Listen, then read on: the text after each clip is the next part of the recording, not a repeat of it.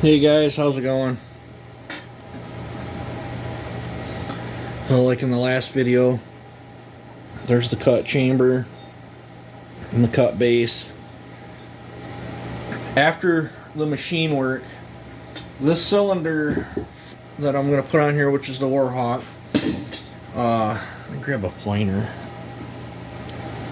Thought I had a longer pointer. I do. Alright, so this cylinder out of the box with no base gasket had 19,000 squish, 105 on the exhaust roof, 122 on the transfer, 74 on the intake. So this had 17 degrees blowdown right from the get-go. Now, every builder is different. They all do their own thing. Some like short blowdown, some like long blowdown, some like medium blowdown. I don't care what you like, as long as you're happy with it, and whoever you're porting for is happy with it. That's all that really matters. I'm not going to get into an argument. A lot of people would strive for a set of numbers like that, except for they'd probably want 76 to 77 or so on the intake there. I prefer a little different build, so I went ahead and cut the combustion chamber out in the base. And for those that have been following the channel a lot, you guys already know what that does, but I figured I'd dig the cutaway out and explain for the new subscribers again, because they might not have seen one of my older videos or whatever. I chose to cut the base, which is here, and the chamber. By me cutting this chamber and this base, it allowed me to take the exhaust port, the transfer port, and the intake port and bring it all farther down. So as a result of that, the piston can actually come up farther into there. It changed all the port timing. One of the bonuses by doing that is you automatically lower your intake. If you do a lot of machining, sometimes you can lower your intake too far and then you're stuck JB welding it back up. That's not the case on this one. I took just enough. I took about 43 thousandths, between 43 and 45 thousandths out of the chamber here, and I took an equal amount here. Well, actually I changed it up a little bit. I've got 25 thousandths squish now, and the squish is the distance from here to the top of the piston, from the top of the cylinder head to the piston.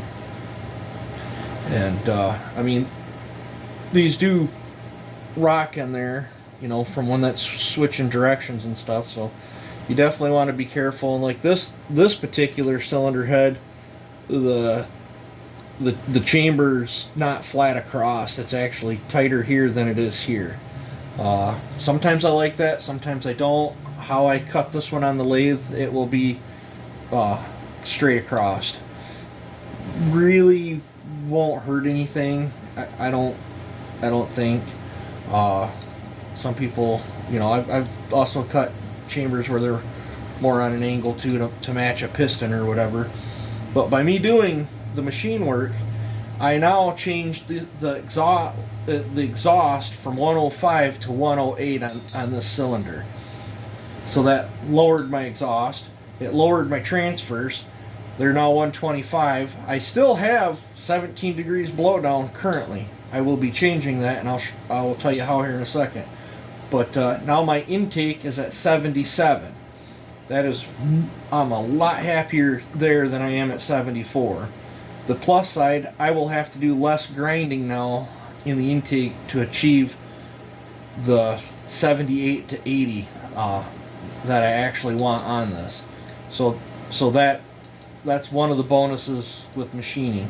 Another bonus is I've made the top of this combustion chamber, which is up in here, smaller now, because I've took material out, so there's less volume here. So now I'm going to gain compression. And anytime, this is an argumentative thing too, in my book, anytime you add compression, you are gaining free power across the entire RPM band that this engine will run at, from off idle all the way up to its peak RPM, you are gaining something. Can you over compression? Yes. But the ideal thing is to find maximum compression before over compressing. And then that's where you'll see the most gains at, or at least I see the most gains at. I shouldn't say you will see the most gains. It's finding that key component. But some people would be thrilled to have 17 degrees blowdown. I'm not. I wanted between 20, bare minimum 20, but I wanted 24 to 25 even. I would have settled for 27, but without more extensive work, I'm not going to be able to achieve it. But I am going to raise this exhaust roof to 102, which I don't know where my marker is, but I'm going to raise that to 102, which then in turn I'm going to leave the transfers where they're at. I just gained blowdown.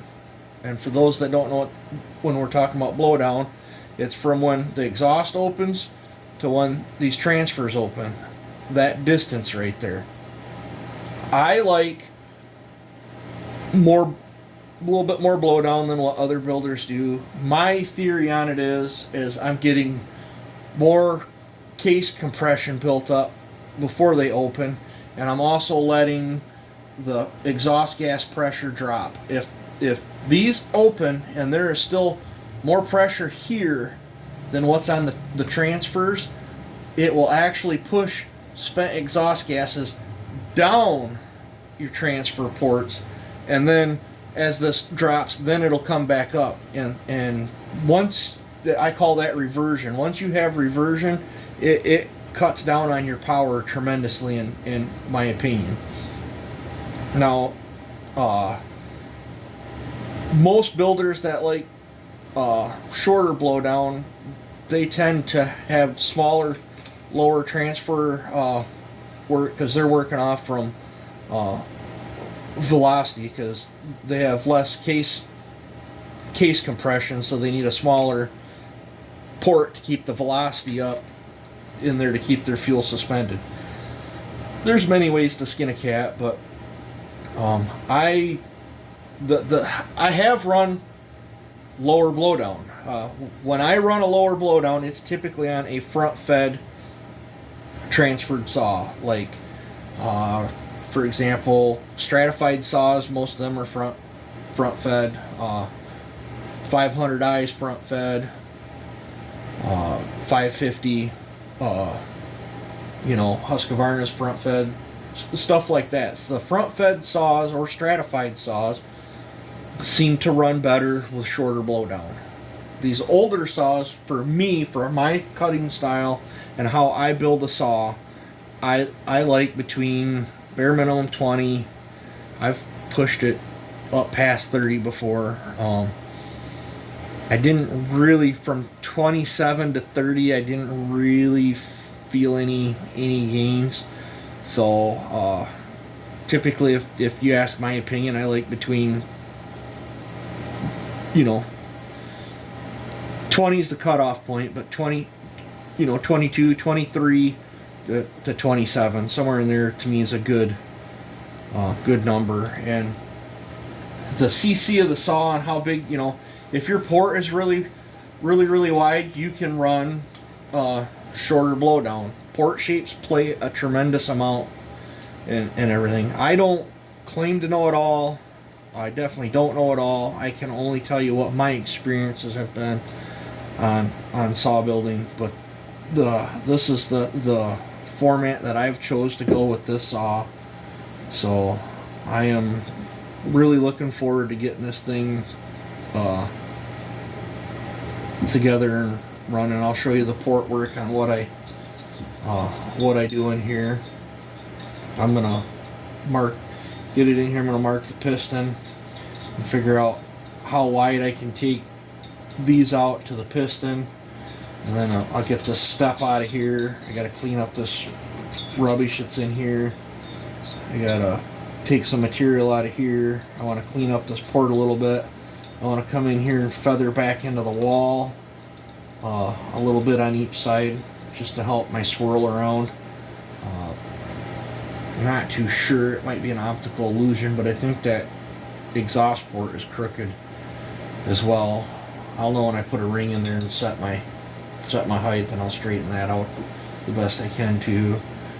I don't know what I did with my exhaust gasket, but I'm pretty sure I'm gonna have to come in here because my muffler's already cut out, and same with my exhaust gasket. I'll put my exhaust gasket on here and I'll make it match, and then I'm gonna try to get some of the squareness out of here.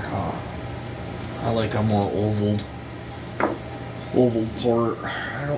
What did I do with my exhaust gasket?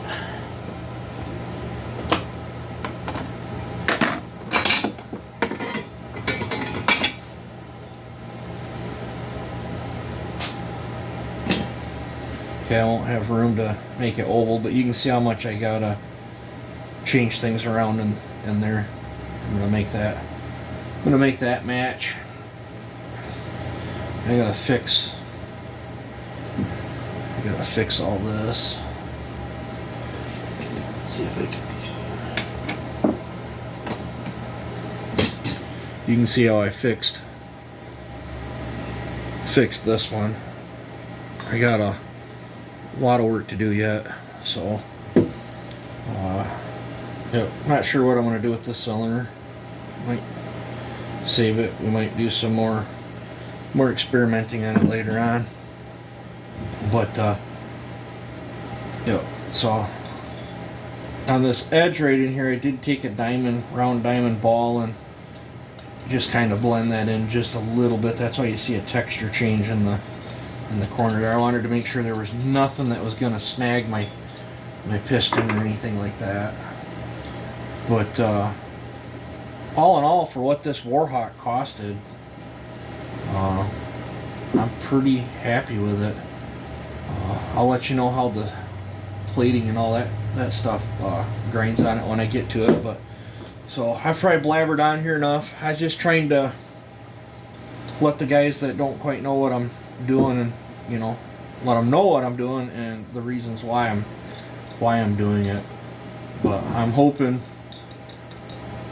this might change just a little bit. This will probably end up being around 126 by the time I get in here and clean all the. I'll go in with a stone. I don't plan on cutting or raising it. I'm just going to go in with a stone and oil with my 90 and just clean that up really good. Then I'll feather this back. I'll show you guys when I get it done. But yeah, I was debating on going in here and welding this up a little bit, but for what I cut out of here, I think I'll get a good enough compression boost. So if not, I can always pull this off and put some weld in here if I think it needs more.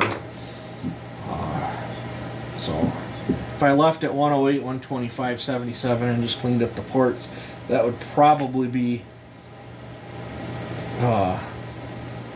fairly decent long bar. So or probably move that up to 105 again and leave the transfers just a little bit more blowdown. I personally feel you get more torque with a little bit longer blowdown. That's just my preference. My saws seem broader banded when cutting with them. So, but yep.